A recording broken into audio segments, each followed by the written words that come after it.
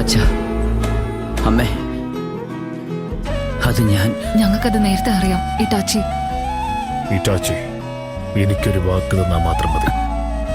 സാസ്കയെ നീ സംരക്ഷിക്കണം.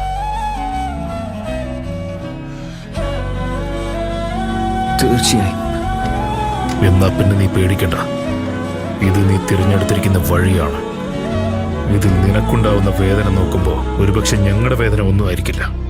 എന്നാലും ഇപ്പോഴെങ്കിലും എനിക്ക് നിന്നോട് ഇതൊക്കെ പറഞ്ഞു തീരൂ. എന്ന് വെച്ച് നീ എന്നോട് ഒരിക്കലും ക്ഷമിക്കേണ്ട കാര്യമില്ല. ഞാനത് പ്രതീക്ഷിക്കുന്നുമില്ല.